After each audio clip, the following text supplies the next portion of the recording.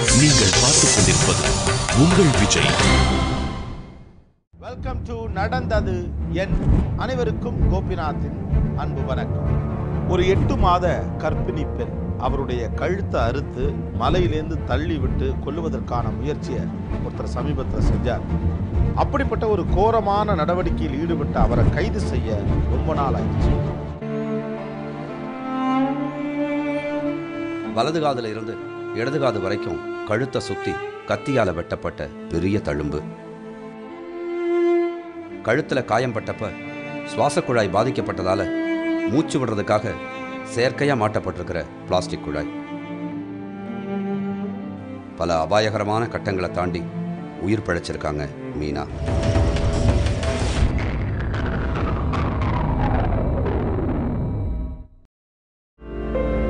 வாணியம்பாடிக்கு பக்கத்தில் இருக்கிற கிரிசமுத்திரம்ங்கிற சின்ன கிராமம்தான் மீனாவோட சொந்த ஊர். அப்பா இல்லாத குடும்பம். அம்மாவோட அரவணைப்பில் இருக்கிற மீனாவுக்கு இப்போ வயசு 17. 10ஆம் வகுப்பு படிக்கிற மாணவி. குடும்பத்தோட கஷ்டம் காரணமா மீனா தான் 6வது படிக்கிறப்ப இருந்தே வீட்டு வேலை செய்யறதுக்கு போயிருக்காங்க. காலையிலையும் சாயந்தரமும் வேலை, பகல்ல ஸ்கூல். இதுதான் மீனாவோட ஒரு நாள் வாழ்க்கை. மீனா வீட்டுக்கு பக்கத்தில் இருக்கிற ராஜாமணிங்கிற ஒரு வீட்டில் தான் கடந்த 4 வருஷங்களா வேலை செஞ்சிருக்கிறாங்க மீனா. 10 வயசுலேருந்து பொண்ணு வேலைக்கு போவோம். வேலைக்கு போயிட்டு இப்போ நான் வேலைக்கு அனுப்பாத வயசு பொண்ணு அப்படின்னு கேட்டாக்கா, நாங்கள் வயிற்று குடம்பு நாங்கள் என்ன பண்ணுறது, எங்கள் அப்பா இல்லை எங்கள் அம்மா இல்லை, நான் வேலைக்கு போகிறேங்கான்னு போவோம். காலையில் 6 மணிக்கு போயிடுவேன். 8 மணிக்கெல்லாம் வீட்டுக்கு வந்து ஸ்கூலுக்கு போயிட்டு திருப்பி 4 மணிக்கு வந்து 8 மணி எங்காட்டி வேலை செஞ்சுட்டு வீட்டுக்கு வந்துடுவேன். 6 வருஷமா வேலை பார்த்துருந்தேன். ராஜாமணி மீனாவுக்கு சொந்தக்காரர். சின்ன வயசுல இருந்தே வேலை செய்யறதால மீனா லீவு நாளில் கூட தன்னோட பெரும்பகுதி நேரங்களை ராஜாமணி வீட்டிலேயே கழிச்சிருக்கிறாங்க. கஜேந்திரன் ராஜாமணியோட இளைய மகன். 32 வயசு இளைஞரான இவருக்கு பால் வியாபாரம் தான் தொழில். கஜேந்திரனுக்கு தன்னோட வீட்டில் வேலை செய்யற மீனா மேல ஈர்ப்பு ஏற்பட்டிருக்கு. பல சந்தர்ப்பங்கள்ல அதை வெளிப்படுத்தினதாகவும் சொல்றாங்க. கஜேந்திரனோட எதிர்பார்ப்புக்கு ஆரம்பத்துல தயங்கி இருக்காங்க மீனா.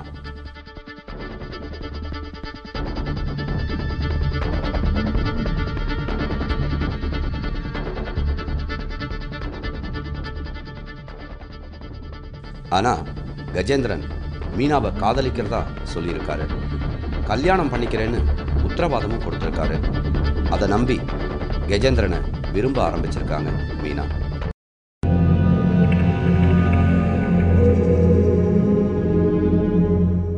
ஒரு நாள் மீனா வேலைக்கு போனப்போ ஆட்கள் இல்லாத நேரத்துல கஜேந்திரன் தன்னோட விருப்பத்தை நிறைவேற்றிக்கிட்டதா சொல்றாங்க. 2 வருஷமா தப்பாக நடந்துக்கினாங்க, முயற்சி பண்ணாங்க. அதுக்கப்புறமா தப்பாக நடந்துருந்தோம். அதுக்கப்புறமா சரின்னு நான் சொன்னதுக்கு சரி நம்ம கல்யாணம் பண்ணிக்கலாம் அப்படின்னு சொன்னாங்க. 17 வயசு மைனர் சிறுமி மீனா கிட்ட காதலிக்கிறதா சொல்லி தன்னோட பாலியல் ஆசைகளை கஜேந்திரன் பல முறை நிறைவேற்றிக்கிட்டதா சொல்லப்படுது. ஸ்கூலுக்கு போறது, சாயங்காலம் ஆனா ராஜாமணி வீட்டில் வந்து வேலை செய்யறதுன்னு இருந்த சிறுமி மீனாவோட உடல்நிலையில சில மாற்றங்கள் ஏற்பட்டிருக்கு. மீனா கர்ப்பம் அடைஞ்சிருக்காங்க. மீனா தான் கர்ப்பம் அடைஞ்ச விஷயத்தை கஜேந்திரன் கிட்ட சொன்னப்போ மீனாவுக்கு ஆறுதல் சொல்லி இருக்காரு கஜேந்திரன். ஆனா மனசளவுல கலங்கி போன கஜேந்திரன் மீனாவோட கர்ப்பத்தை கலைச்சிடலான்னு முடிவெடுத்திருக்காரு. அதனால மீனாவை பக்கத்தில் உள்ள ஒரு மருத்துவமனைக்கு அழைச்சிக்கிட்டு போயிருக்காரு கஜேந்திரன். மீனா கர்ப்பம் அடைஞ்சு 5 மாசங்கள் கடந்துட்டதால கருவை கலைக்க முடியாதுன்னு சொல்லியிருக்காங்க. இதனால மேலும் விரக்தி அடைஞ்சிருக்காரு கஜேந்திரன். கர்ப்பமாக இருக்கிறேன்னு சொன்னதுக்கு சரி ஆஸ்பத்திரிக்கு போய் செக் பண்ணி பார்க்கலான்னாங்க. அதனால அவங்க டாக்டர்கிட்ட போனதுக்கு அவங்க முடியாதுன்னு சொல்லிட்டாங்க. மீனா தன்னோட நிலையை சொல்லி கலங்குறதும் கஜேந்திரன் அவங்களுக்கு ஆறுதல் சொல்றதுமா சில நாட்கள் கடந்திருக்கு. மீனா கர்ப்பமடைஞ்ச அதே வேளையில் கஜேந்திரனோட வீட்டில் அவருக்கும் வேறொரு பெண்ணுக்கும் கல்யாண ஏற்பாடுகள் நடந்திருக்கு. அதனால் பிரச்சனையை இதுக்கு மேலும் வளர விடக்கூடாதுன்னு முடிவெடுத்த கஜேந்திரன் ஒரு தீர்மானத்தோட மீனாவை சந்திக்க வந்திருக்காரு. எப்போதும் போல காலையில் ஸ்கூலுக்கு கிளம்பி போய்கிட்டு இருந்த சிறுமி மீனாவை வழியில் சந்திச்சு அவங்கள கல்யாணம் பண்ணிக்க போகிறதா சொல்லி அழைச்சிருக்காரு கஜேந்திரன். மீனாவும் அதை நம்பி அவரோட பைக்கில் கிளம்பி போயிருக்காங்க. மீனா அப்போ 8 மாச கர்ப்பிணி. பள்ளி படிப்பையே முடிக்காத நிலையில் நடந்த தவறு வெளியில் தெரிஞ்சா என்னாகுமோன்னு கலங்கின மீனாவுக்கு கஜேந்திரனை கட்டிக்க போகிற விஷயம் கொஞ்சம் ஆறுதல் அளிச்சிருக்கு. மீனாவை கல்யாணம் பண்ணிக்கிறதா சொன்ன கஜேந்திரன் அவங்கள ஒரு மலைப்பகுதிக்கு அழைச்சிக்கிட்டு போயிருக்காரு. ஆளரவமே இல்லாத காட்டுக்குள்ள கஜேந்திரன் மீனாவை அழைச்சிக்கிட்டு போனப்போ மீனாவுக்கு கொஞ்சம் அச்சமூட்டுறதாவே இருந்திருக்கு.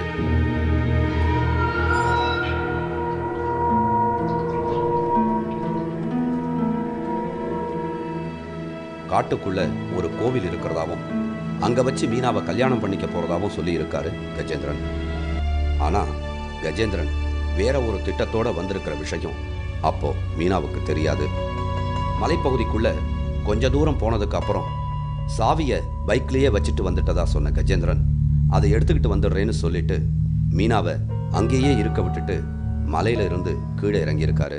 இங்கேருந்து ஸ்கூலுக்கு போகும்போது சொன்னாங்க, நீ ஸ்கூலுக்கு போய் வந்துடு, போகலாம், கல்யாணம் பண்ணிக்கிறதுக்கு போகலான்னு. அதனால் போய் நான் ஸ்கூலுக்கு போய் அப்படியே போயிட்டேன். அப்புறமா மலைக்கிட்டு போய் வீடு ஏதாச்சும் இருக்குதா பாரு, கோயில் ஏதாச்சும் அப்படின்னு சொன்னாங்க. சொன்னதும் திரும்பி நான் பார்த்தேன், ஒரே வீடு எதுவும் இல்லை. சரின்னு வெண்டி ஆஃப் பண்ணிட்டாருன்னு போனாங்க. நீங்கள் பார்த்துக் கொண்டிருப்பது உங்கள் விஜய்.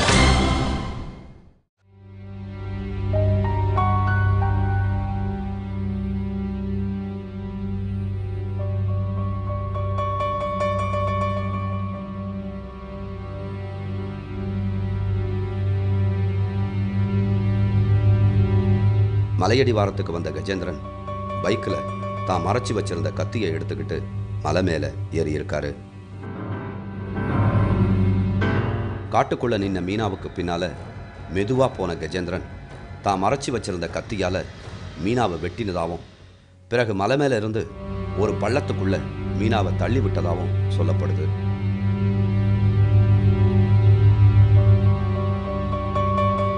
போய் கத்தி எடுத்துன்னு வந்தது எனக்கு தெரியல. நான் திரும்பி நின்று பார்த்து கழுத்தாத்து தள்ளிட்டாங்க.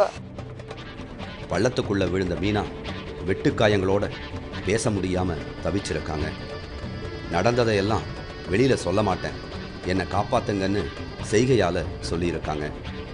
ஆனா கீழே இறங்கி மீனா இருக்கிற இடத்துக்கு வந்த கஜேந்திரன் திரும்பவும் மீனாவை காயப்படுத்தி சுமார் 100 அடி உள்ள பெரிய பள்ளத்துக்குள்ள தள்ளி விட்டதா சொல்றாங்க.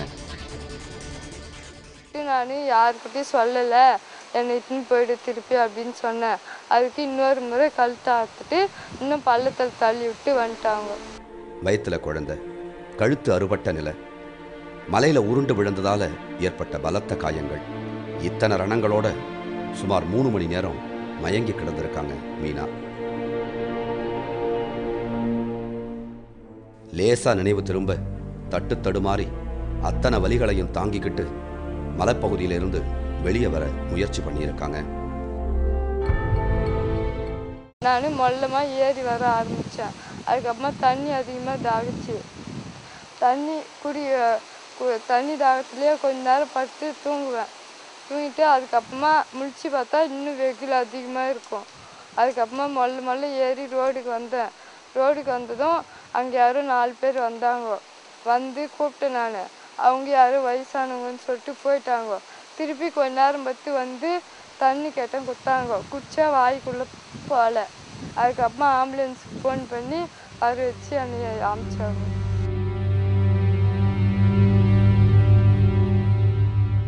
அரைகுறை உயிரோட மருத்துவமனைக்கு கொண்டு செல்லப்பட்ட மீனா ஒரு பெரிய ஜீவமரண போராட்டத்துக்கு அப்புறம் இப்போ உயிர் பிழைச்சிருக்காங்க.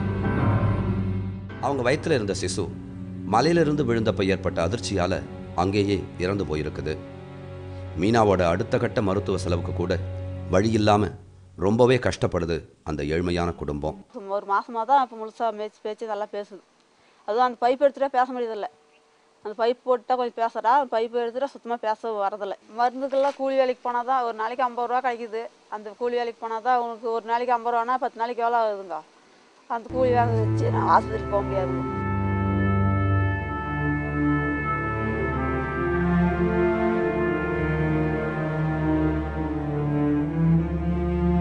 காலையில் எத்தனை தடவை கொடுப்பீங்க?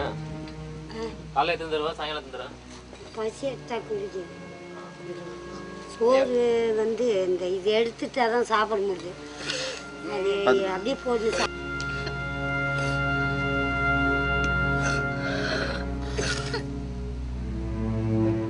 தொண்டையில் ஆழமான காயம் ஏற்பட்டிருக்கிறதால மென்மையான திரவ ஆகாரங்களை தான் கொடுக்குறாங்க. ஆனால் அதை கூட விழுங்க முடியாமல் மீனா மூச்சு திணறி இருமின காட்சி நெஞ்ச உரைய வைக்கிறதா இருந்துச்சு.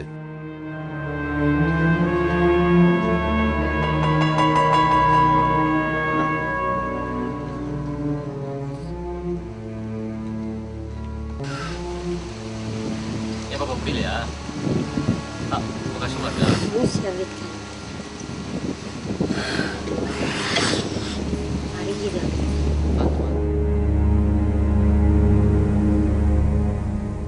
ஒருத்தரோட கழுத்துல கத்தியால அறுத்தாலே அவர் உயிர் பிழைக்கிறது சிரமம் அப்படின்னு சொல்லுவாங்க. மீனா 8 மாத கர்ப்பிணி பெண். கழுத்துல அறுபட்டு மலையிலிருந்து தள்ளிவிடப்பட்ட பிறகும் அவர் உயிர் பிழைத்திருக்கிறார் அப்படிங்கிறது ரொம்ப அதிர்ஷ்டமான விஷயம்தான். ஆனா இதை விட தன்னை இந்த நிலைமைக்கு ஆளாக்குனவரை சட்டத்தின் முன்னால கொண்டு வந்து நிறுத்துறதுல தான் மீனா அதிகமான பிரச்சனைகளை சந்திக்க வேண்டியிருந்துச்சு. இந்தியாவினுடைய சட்டங்களும் சரி அல்லது உருவாக்கப்பட்டிருக்கக்கூடிய சட்ட திருத்தங்களும் சரி, குழந்தைகள் மற்றும் பெண்களுக்கான பாதுகாப்பை உறுதி செய்யும் அடிப்படையில் பல திட்டங்கள் நுணுக்கத்தோடு ஆராயப்பட்டு பல மாற்றங்கள் செய்யப்பட்டன. இவ்வளவு செய்யப்பட்டு இருந்தும் கூட யதார்த்த சூழ்நிலையில பார்க்கிறப்போ நிலைமை அதற்கு நேர்மாறாக இருக்கிறது. அதற்கு ஒரு உதாரணம் தான் மீனா சந்தித்த துயரம். சிறுமி மீனாவை பாலியல் பலாத்காரம் செஞ்சதா சொல்லப்படுற கஜேந்திரனுக்கு எதிராக அம்பலூர் காவல் நிலையத்தில் கற்பழிப்பு மற்றும் கொலை முயற்சி வழக்குகள் பதிவு செய்யப்பட்டிருக்கு. கஜேந்திரன் என்பவர் மீது அம்பலூர் காவல் நிலையத்தில் ஒரு வழக்கு போட்டாங்க. அந்த வழக்கு அவர் மேலே போட்டு இந்திய தண்டனை சட்ட பிரிவு 376 மற்றும் 307 பிரிவின் கீழ் வழக்கு தாக்கல் பண்ணாங்க. தாக்கல் பண்ணி அவனை அரெஸ்ட் பண்ணி ரிமாண்ட் பண்ணாங்க. போலீஸ் கேஸ் இப்போ அண்டர் இன்வெஸ்டிகேஷன் முடிஞ்சு சார்ஜ் ஷீட் ஃபைல் பண்ண பின்னாடி அந்த சார்ஜ் ஷீட்டை கொடுத்த பின்னாடி தான் நாங்கள் அந்த கேஸில் என்ன செய்யணுன்றது we can start it. தன்னோட வாழ்க்கையை நாசமாக்கின கஜேந்திரனுக்கு தண்டனை வாங்கி கொடுக்காம விடமாட்டேன்னு உறுதியா சொல்றாங்க மீனா. நான் அவங்கள கல்யாணம் பண்ணிக்க மாட்டேன். என் நிலைமை யாருக்கும் வரக்கூடாது. அதனால அவங்களுக்கு தண்டனை வாங்கி கொடுக்கணும். மீனாவை கழுத்தை அறுத்து சுவாசிக்க கூட முடியாத அளவுக்கு காயப்படுத்தி பல சித்திரவதைகளை செஞ்சதா குற்றம் சாட்டப்பட்டிருக்கிற கஜேந்திரன் தரப்பை அறிய முற்பட்டோம். காவல்துறை உதவியோட கஜேந்திரன் வீட்டுக்கு போனப்போ அங்க கஜேந்திரன் இல்லை. கஜேந்திரனோட பெற்றோர்கிட்ட நடந்த சம்பவங்களை பத்தி கேட்டப்போ அவங்க பேச மறுத்துட்டாங்க. வழக்கு பதிவு செஞ்சு 5 மாசம் ஆகியும் கஜேந்திரனுக்கு எதிராக சரியான நடவடிக்கைகள் எடுக்கப்படலைன்னு சொல்லப்படுது.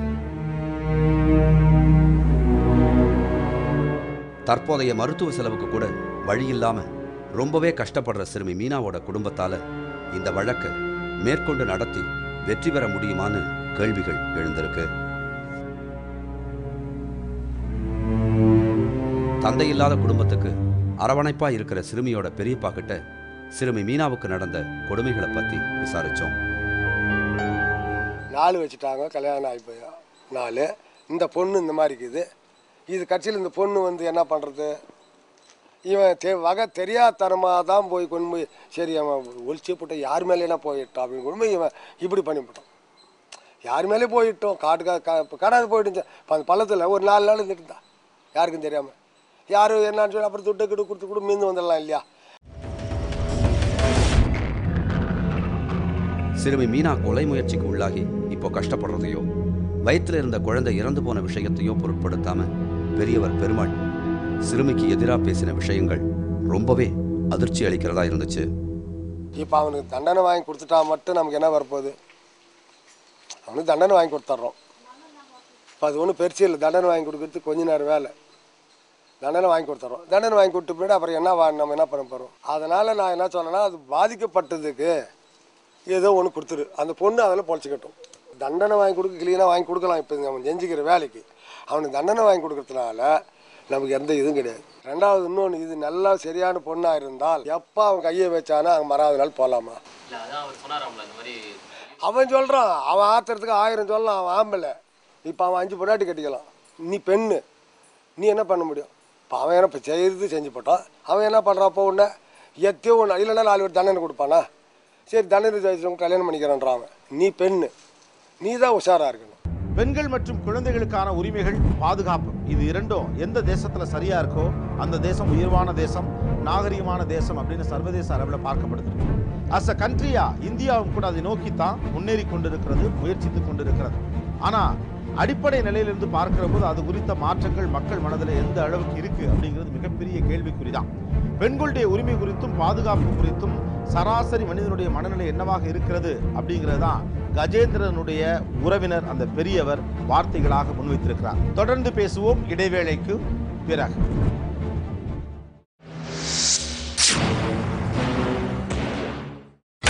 நீங்கள் பார்த்துக் கொண்டிருப்பது உங்கள் விஜய். வெல்கம் பேக் டு நடந்தது என்ன. கண்ட்ரியினுடைய டிப்ளமேட்ஸ், சமூக உரிமை குறித்து சிந்திக்கிறவர்கள், பெண்ணுரிமை பற்றி பேசுகிறவர்கள், மாற்று சிந்தனையாளர்கள், அவர்களுடைய சிந்தனைகளை ஒட்டி உருவாக்கக்கூடிய திட்டங்கள், சட்ட திருத்தங்கள் அப்படின்னு ஒரு பக்கம் நடந்துகிட்டே இருக்கு. ஆனால் இதற்கு நேர் எதிர்மாறாக அல்லது முற்றிலும் அதற்கு தொடர்பே இல்லாமல் அந்த காலத்து சிந்தனைகளோடு கன்சர்வேட்டிவாக அதே மனநிலையோடு வாழ்ந்து கொண்டிருப்பவர்கள் நிறைய பேர் இருந்துக்கிட்டே இருக்காங்க. இவ்வளோ பெரிய இடைவெளி இருப்பதற்கு என்ன காரணம்? பொருளாதாரத்தில் மிகவும் பின்தங்கின ஒரு சிறுமி இவ்வளவு கொடுமைகளை அனுபவிச்சதுக்கு அப்புறமும் அவ குடும்பத்தை சேர்ந்தவங்களே அவளுக்கு எதிராக பேசுறது அடித்தட்டு மக்களோட அவல நிலையை வெளிப்படுத்துறதா இருக்கு.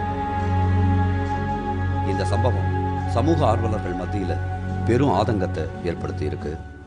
இந்த வழக்கை பொறுத்த வரைக்கும் அந்த கிராமத்து மக்கள் சொல்றதுங்கிறது மிக மிக பிற்போக்குத்தனமான ஒன்று. ஆண்கள் தவறு செய்தாலும் குற்றம் செய்தாலும் அதெல்லாம் ஏற்றுக்கொள்ளக்கூடியது தான் அப்படின்னு சொல்லக்கூடிய மிகப்பெரிய காட்டுமிராண்டித்தனம் தான் அதில் இருக்கே தவிர அதற்கு மேலே அதில் ஒன்றுமே இல்லை. மக்களுக்கு சில விஷயங்கள் தெரியாமல் இருக்குங்கிறதுனால சட்டம் சும்மா இருக்க முடியாது. இந்த நேரங்களில் சட்டம் தனது வேலைகளை கடுமையாகவும் விரைவாகவும் நீதியை கொடுக்கும் அளவில் செய்தால் இது போன்ற குற்றவாளிகளை ஓரளவு குறைக்கிறதுக்கு சமுதாயத்தில் வாய்ப்பு இருக்கும். சிறுமி மீனாவுக்கு இழைக்கப்பட்ட கொடுமைகளை பொதுமக்கள் சிலர்கிட்ட சொன்னப்போ கொந்தளிச்சு எழுந்துட்டாங்க. அதில் ஒரு பெண் உணர்ச்சி மிகுதியால் கண்கலங்கி அழவே செஞ்சிட்டாங்க. இந்த விஷயத்தை கேள்விப்பட்டதுமே ரொம்ப கஷ்டமாக இருக்குது.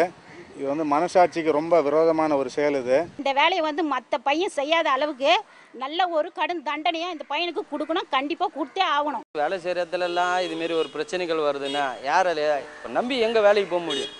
யாருமே எங்கேயுமே வேலைக்கே போக முடியாது. இது ரொம்ப ரொம்ப வன்மையான கண்டிக்கத்தக்க விஷயம். இந்த குழந்தை பாவம் இறந்துருச்சு. இப்போ அந்த குழந்தை அந்த பொண்ணு கூட அந்த குழந்தைய பார்க்கல. அது அந்த பொண்ணு எவ்வளோ ஃபீல் பண்ணியிருக்கும். அந்த பொண்ணை இவனால சும்மா விடலாமா? மக்களோட இது என்னன்னா அந்த பொண்ணுக்கு ஒரு நல்ல வாழ்வு கிடைக்கணும். இன்னைக்கு அந்த பொண்ணுக்கு இருக்கிறதுனால நாளைக்கு அந்த பொண்ணு வரக்கூடாது.